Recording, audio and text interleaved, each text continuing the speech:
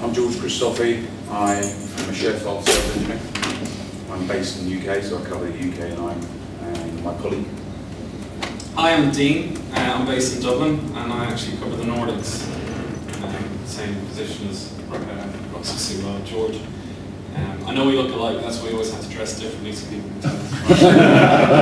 So today we're going to do the presentation. I was going to do it in Irish, and George is going to translate it into Greek. So we'll see how that goes. So what we wanted to do is actually make it very kind of focused tools demos, okay?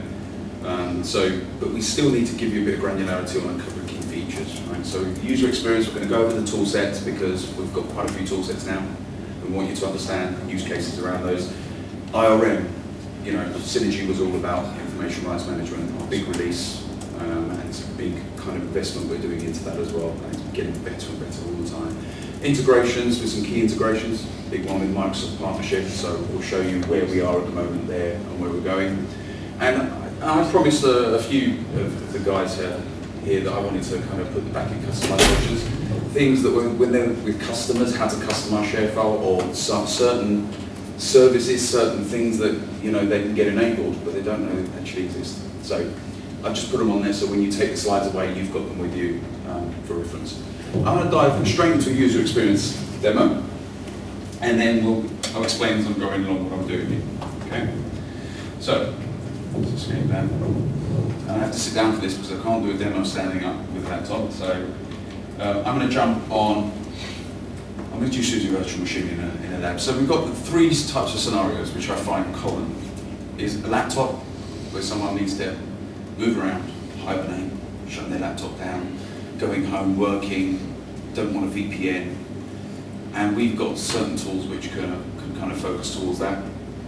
We've got the traditional virtual desktop, or desktop which is managed inside data center. We've got the mobile as well. But what I'm going to show you is the different kind of versions of desktop. So traditionally, what we've always had is, if we've had a sync tool, which gives you my files and folders, which are your own documents, your personal spaces you can share and synchronize across devices.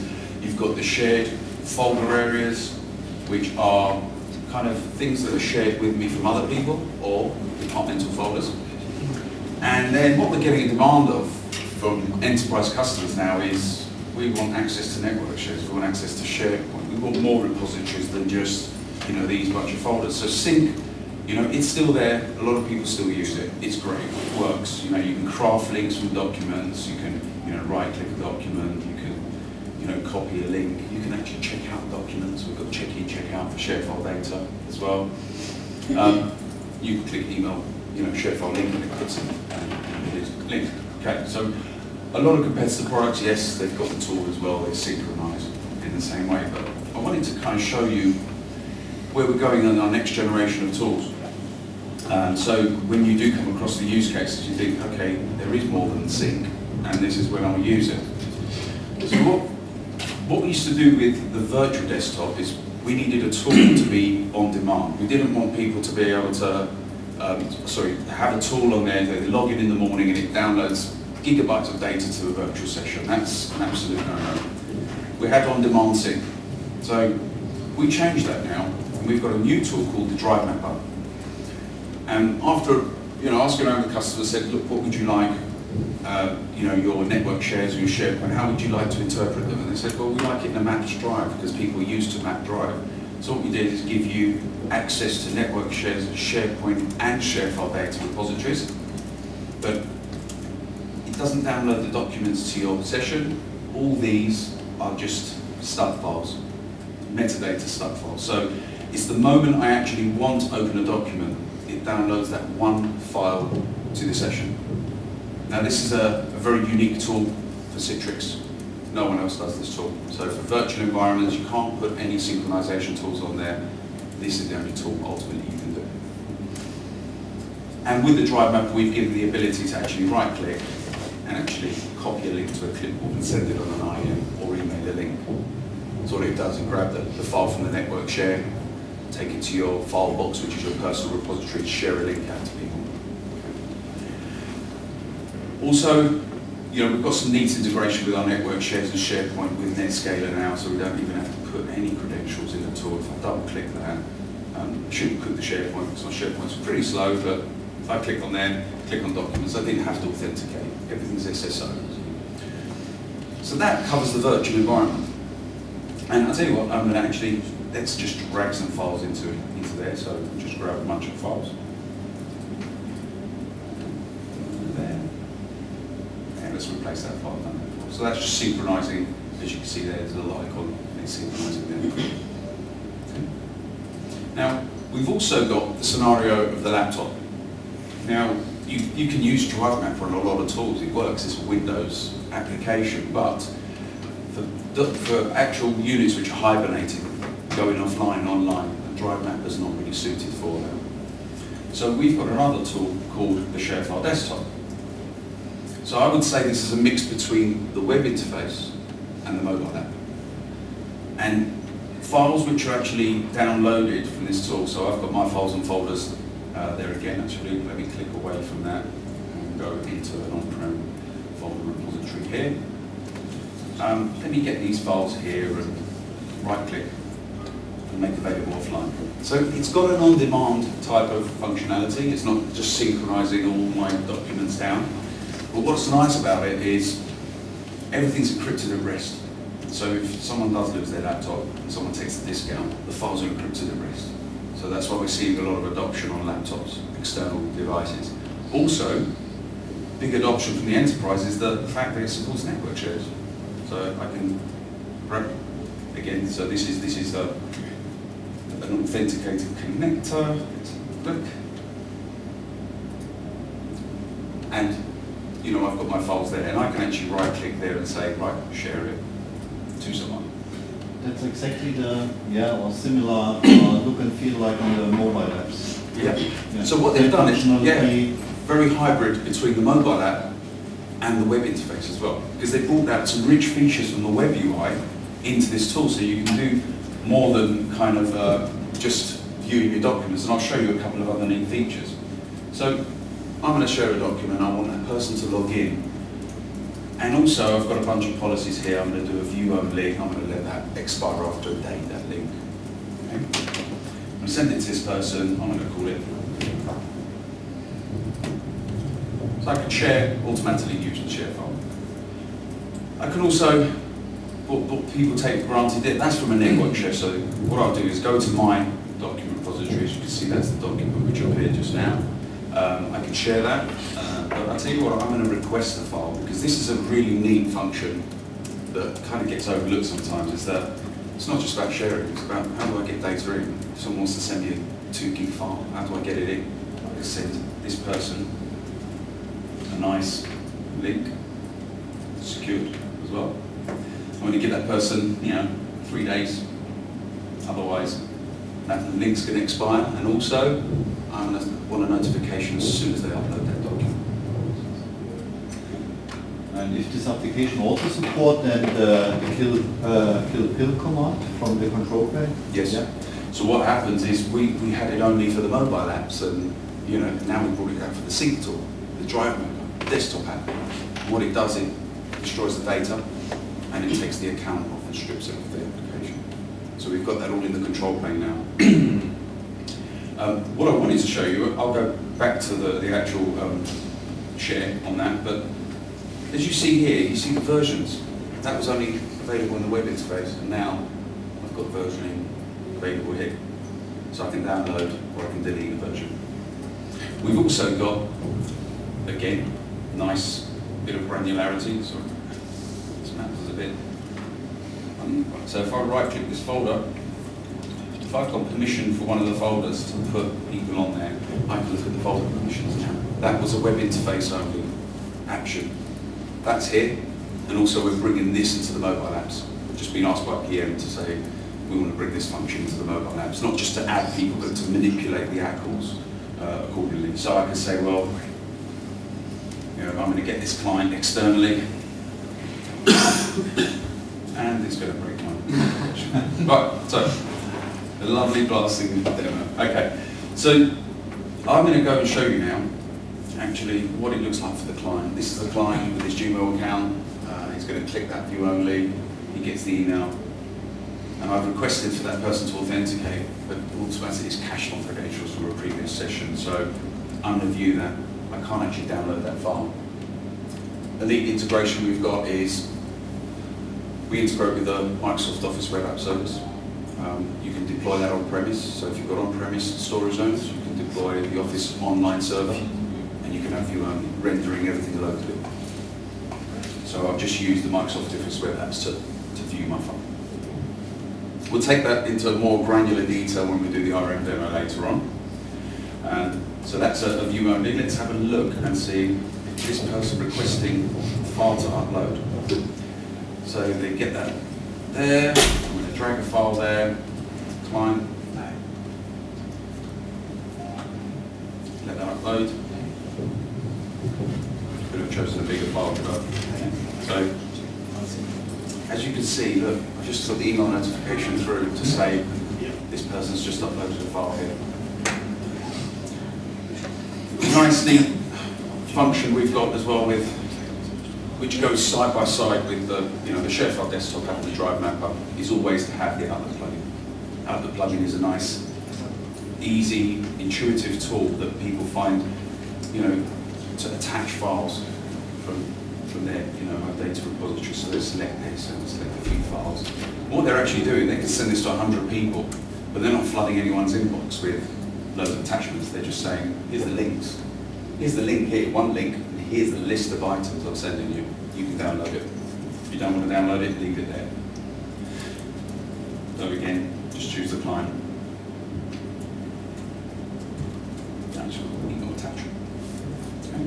So that's kind of, again, great functionality to work side by side with Drive Mapper or side by side with ShareFIle Desktop. So you see we've got three tools. We've got Sync, Drive Mapper, ShareFIle Desktop. I just wanted to show you, at the moment, we've got three different tools. The ShareFIle Desktop and Drive Mapper, we're looking around Q3 to merge these two together as a single installer. Online, offline scenarios. Okay, so that's what we're working on in consolidating the applications. So it's not confusing. Okay, so let's go back to the slide. And let's play this current slide. And again, I wanted to just show you what I've just gone through with a demo. So we kind of concentrate on desktop, virtual desktop, laptop. We had Sync traditionally on desktops, Outlook plugin. On-demand Sync, that was the Sync turned into on-demand Sync. That was, on laptop Sync. So we didn't have many tools of different variations for different use cases. Whereas now, as you can see, for desktops, you've got the choice of putting a ShareFIle Desktop or Drive Mapper, depending on the scenario.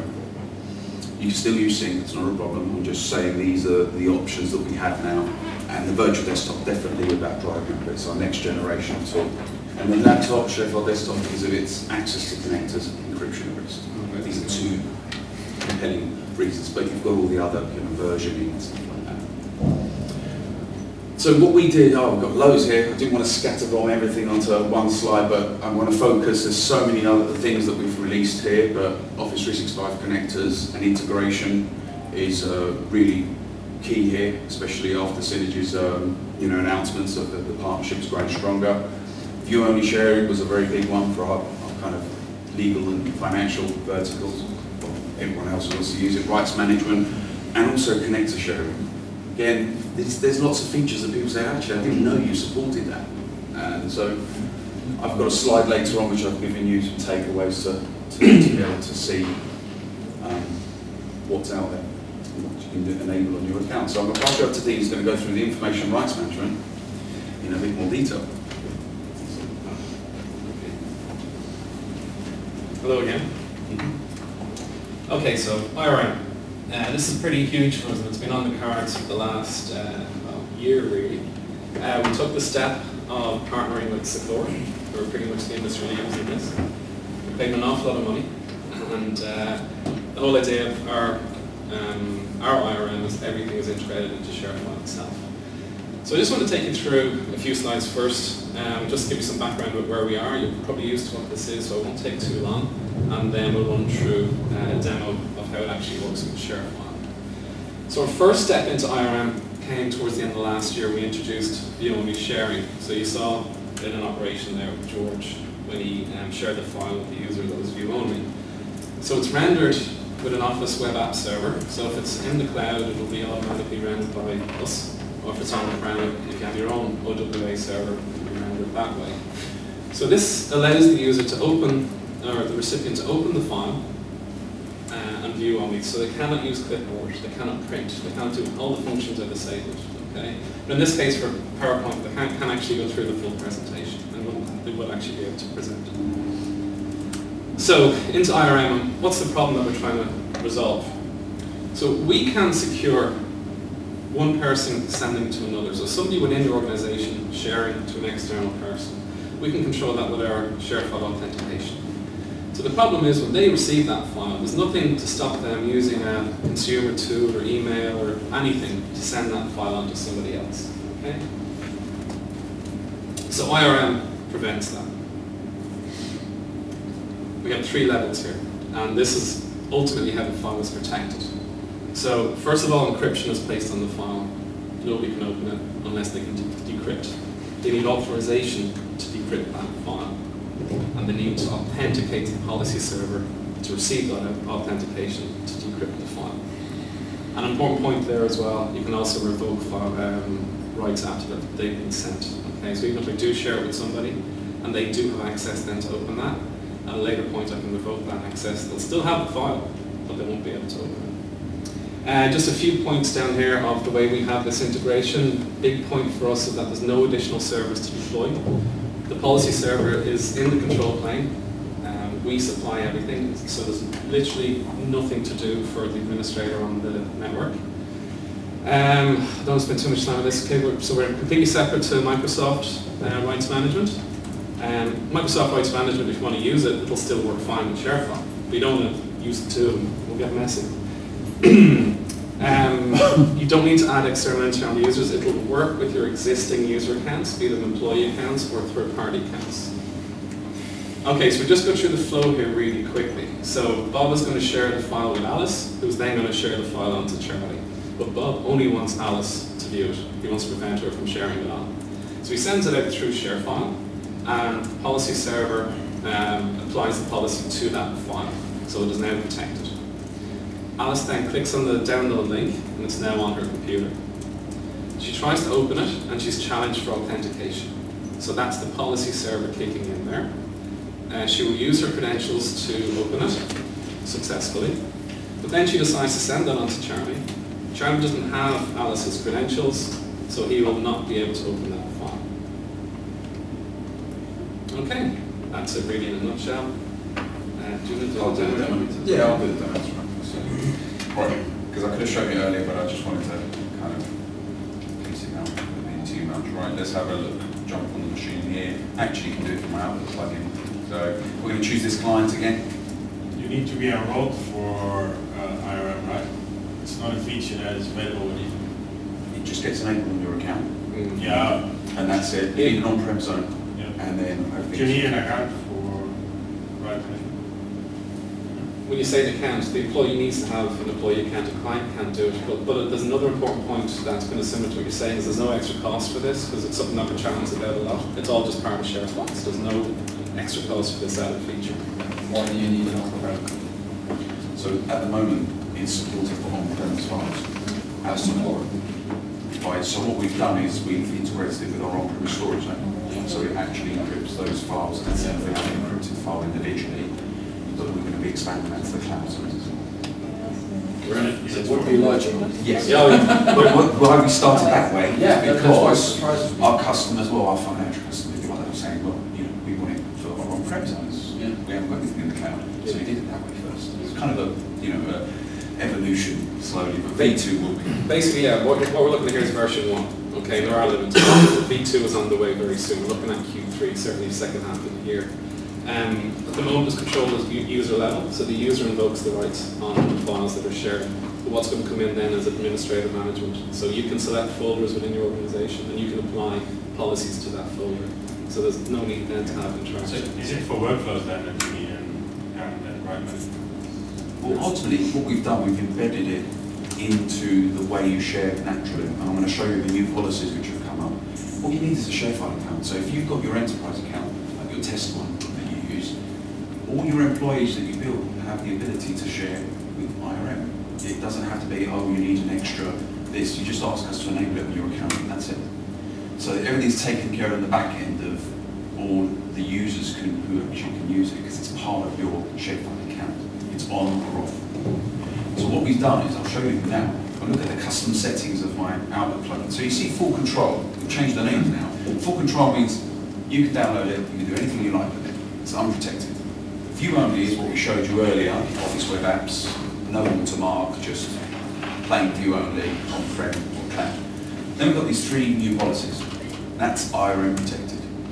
So the moment I kind of click view and print, as you see there, they grey out, because I can never share anything with IRM without needing authentication. I can't send an anonymous share, because someone needs to put credentials against the policy server.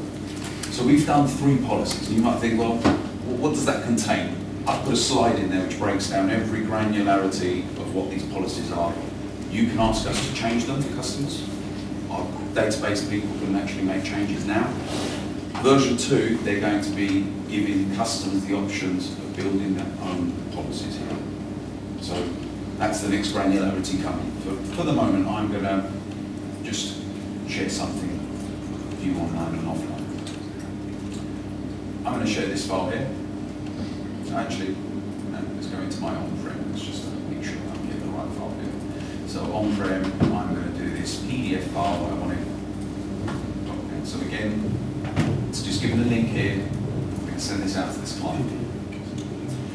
Now the thing is, the reason why we OEM Secure is we investigated the Microsoft partnership, but we could not have embedded it enough into the product to make it user-friendly or easily to use by external people. Ultimately, it's not employees who use it, it's external people to your company. They don't know anything about ShareFIle, they're going to get a link and they're going to say, okay, what's this? So we've been trying to give them the best guidance possible. So they click on that. And so, this client's been set up before, but if I didn't have this client in the database, it would send them an authentication email, an activation link, activate your account, etc. So I'm an authenticator. And so at this point, this is all new. Gives you instructions of you can learn more and download some software, you can use the web viewer. What you're going to see here on the next, it's not even going to be version 2, they're working on it now, is a view button. So when you click the view button, it will automatically grab the file, opening it up in a HTML5 web browser automatically. That's coming, but at the moment, there's a slight manual method. So download the file. I installed the client onto my desktop. So I'm going to just show you the folder. Right click, and I'm going to open it. And I haven't got any permissions. It's not supposed to happen. Sorry, I'll say let's try it again. This is the famous demos, guys. Oh my God, it's so low. Didn't want to.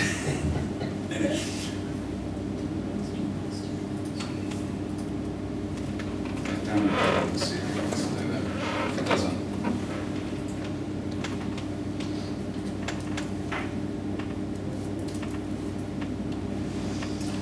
Why is that happening? Second time lucky. So what it's done, did you see it contacted the policy server and said, right, this person's allowed to view it, but there's always a big whopping watermark. The IRM policies, there's always a watermark in front of it. And that's what really customers wanted. They started looking at this VDR product. Remember the VDR we've got? Just because they wanted a watermark, so we put it into the enterprise product. So VDR is not really scalable. As you can see here, I can look what I can do, screen capture, and I can read the file, and I can actually have access offline. So that's really, in a nutshell, it's just going to get better and better and richer. So again, if I go to send this and open it up without a tool, let's see if it actually opens. So it's opening it up automatically with my viewer, but if I sent this elsewhere, it would say, sorry, you haven't got access to this file, it's corrupt, so it's encrypted. It's like containerized in an encryption, the file itself. Even for the people that are authorized. It's encrypted. Yeah, so it's got a rest there. We can't check who authorized it. And you know the link, I shared it out with the link expiry. I said, this link's going to last for 1 day, that means that access to that file is going to last 1 day. That's why we wanted to OEM a product, because we wanted to coincide it with our I'm sharing for 7 days, it expires in 7 days. We wanted to kind of make it uniform. Okay. Any plans to rebrand the client? Oh, More definitely. ShareFIle, Yeah. and not secure.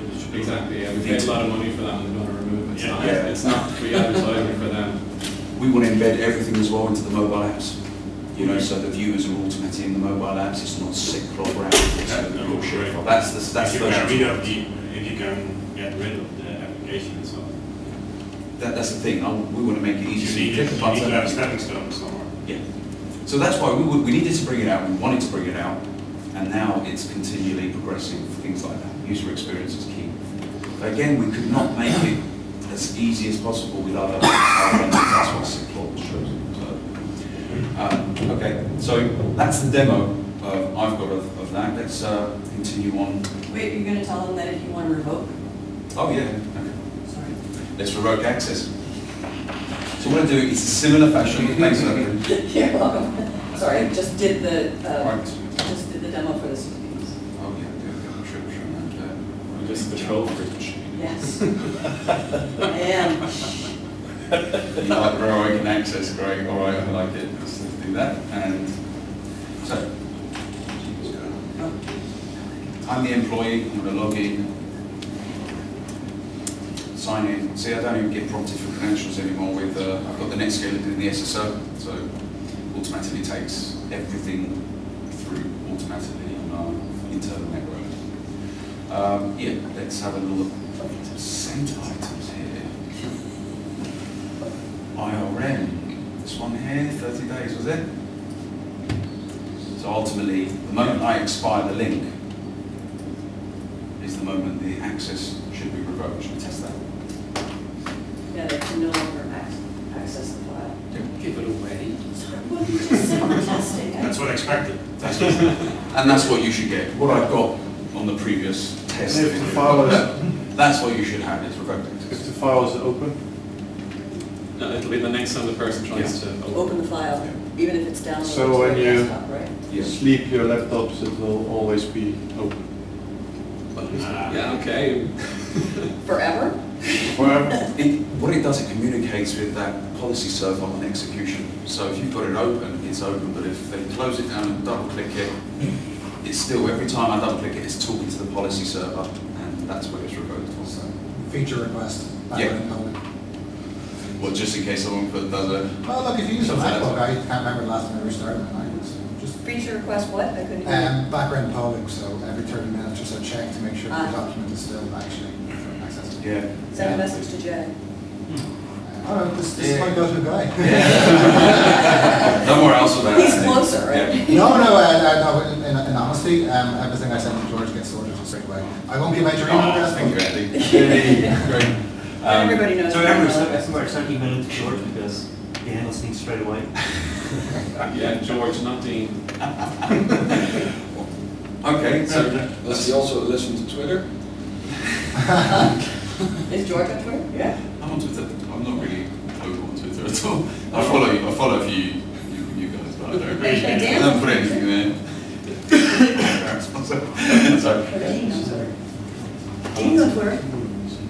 so I'm going to carry on with the integrations. So that's what I just showed you, and Andy, I'll send you the document. I've got the draft document. We've got our full IDP support on Netscaler now, so I can click on all my clients that don't get authenticated when I'm in the data center, which is great, because I'm using Netscaler to do my, set everything to Kerberos or SharePoint, and it's doing SSO for my connectors. It's exactly what I want to see for clients inside the data center. Outside here, they're going to get prompted, probably for some two-factor or in-factor, and such. So we It's super as well because normally you have to deploy ADFS first. So now you don't. And people look and say, oh, ADFS is there, it's free, I'm going to put it in. But you've got to plan that infrastructure. You can't And it's do an it. engine. Yeah. And the price Netscaler required, is there. That's the enterprise required, that's. It's required, yeah, you're right. Because of the AAA piece, it's all enterprise. So, but it's, I think it's ever since we've got this function in the 11.64 it came, but the 6.5 I've kind of tested it on. It's great. So another key feature coming out, that might not apply to you, but customers are asking, well, what about the encryption keys? I remember getting conversations of, you've got Citrix managed storage zones, but Citrix are managing the keys of our data at rest. So they were a bit hung up about that. So the customer managed storage zones was the customer. You've got control of the keys, you've got control of your data. And now we're integrated with AWS KMS encryption. So you can use Citrix managed storage zones, deploy your own KMS encryption within AWS, and you can actually manage your keys. It's great. Some other connectors which are coming along as well is Document and Alfresco first, but then we're looking at iManage, FileNet, OpenText. I know we had an SDK for connectors, we've still got it. We had partners developing those, but we're actually bringing them in now. We bought Point.io's code, and we're actually bringing it in for the on-premise storage zone to support other document loaders. So we didn't see a huge adoption because when customers were saying, well, how do I do this? Well, you have to go to the partner and they have to put a service in between. And I'm like, I don't want Citrix and then a service in between and then my repository. So we found that doing it ourselves is the best way. What would be great is if the partners also can write some documentation on it. There are a lot of document management systems that integrate with ShareFIle actually, and they only said we're integrating with ShareFIle, but you can never find any documentation. Yeah, it's horrible. But it's so intuitive. Oh, it's not a problem of ShareFIle, it's a problem of the partners that are collaborating with ShareFIle. Yeah. They do it with other systems as well. Yeah. It's just putting a logo on a website and that's it. I mean, Point.io did a lot of work. I did a lot of work with them for 2 years, but I didn't really see so much traction. But I think once it gets into our storage inventory, you watch, people can start using it. So I just put these slides together because I said, look, we've got mobile access to Office 365 connectors, OneDrive for Business. I'm seeing more adoption for access to OneDrive, SharePoint Online mostly, with SharePoint on-premise, with network shares, with other data repositories. We're looking to increase that. I don't want to commit anything now, but I think we're going to be bringing those in the desktop apps as well, with OneDrive and SharePoint Online. So that's interesting. Also, we integrate with editing and cold editing, so you can cold edit documents with Microsoft's infrastructure. You've got an Office 365 account, you can cold. That's supported for cloud zones at the moment. We're doing some work in the background, testing to see if we can do the on-premise cold as well. View only, as what we explained earlier, supported cloud and on-premise.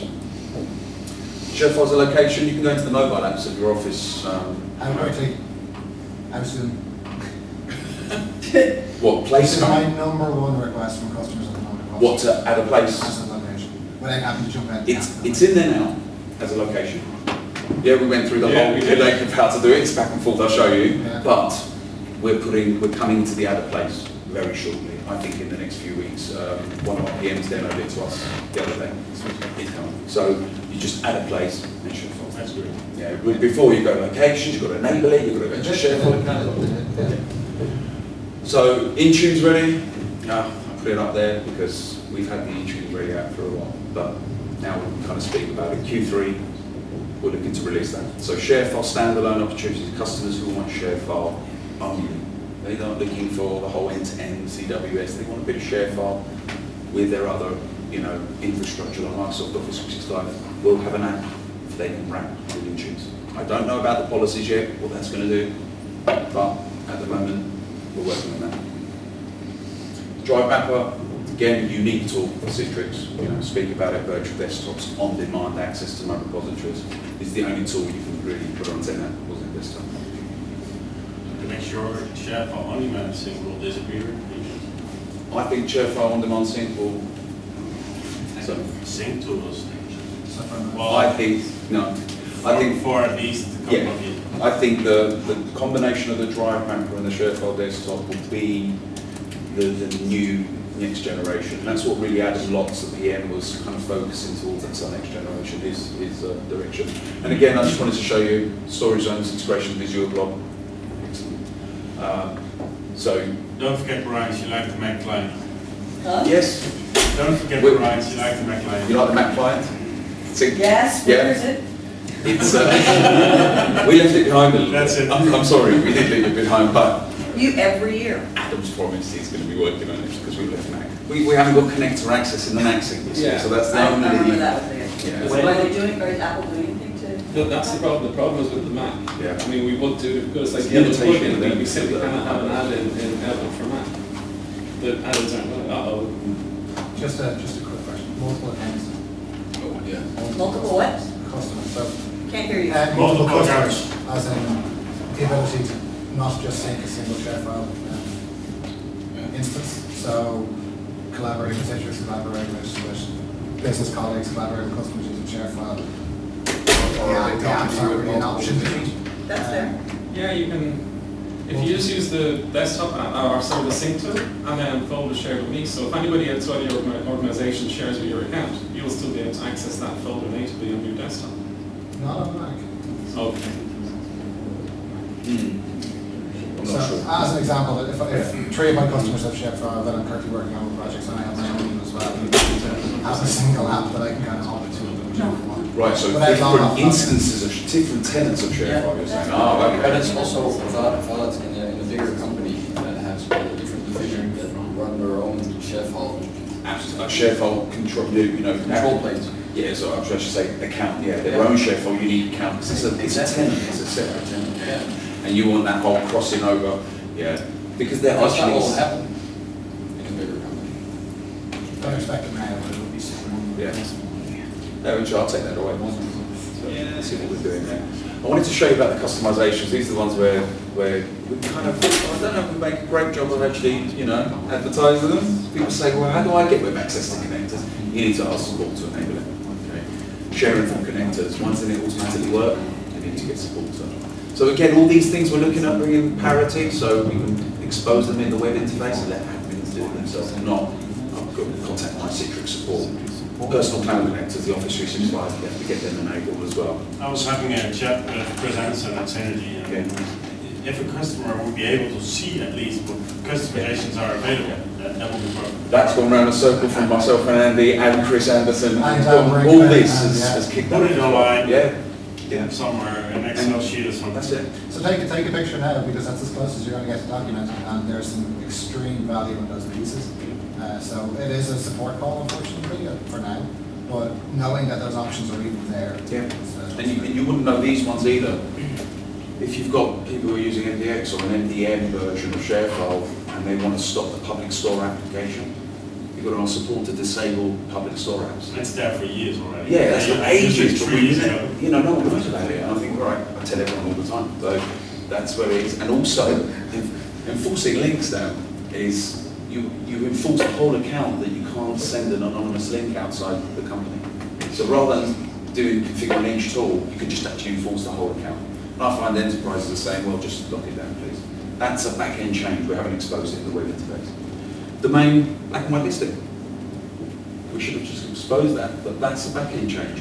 If you want to put a list of white labels of domains saying you're allowed to share with 5 domains, all links to any other domains will not work.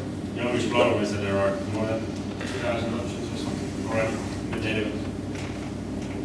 So we've got. I think we should make a separate web page for people to manage their own black and white listing. It does become a problem when you enable all of the functionality in ShareFile. That admin page just grows and grows and grows. So They are will you split going it to start out. using usability for the administrators? Yeah. Or are you just trying to keep it neat and easy for them to find everyday stuff? The top 15 most frequent. Yeah, that's it. See what's Yeah. most frequent, like the request, that's it. Chris wants to redesign the way the admin page because it will take too long to load. So he wants to look at redesigning it for these as well. But the amount of new functionality that we keep rolling out, I mean, that's just going to grow and grow and grow. So something needs to be done. Yeah. Chris has mentioned that. Yeah, we've kicked some tires in the back end so much on that. So just wanted to kind of put it to you here so you say, oh, actually you can do some IP restrictions. We didn't realise that. I know it locks out all the API, by the way. So if you want to lock out certain external IPs or a subnet of IPs and just allow them in, everything outside won't work. It will break the web interface as well for those users. I've done it in a few kind of high secure environments, but you can do it. We can put a subnet of allowed IPs. But, you know, that's everything we had. I think we've done perfect on the time as well.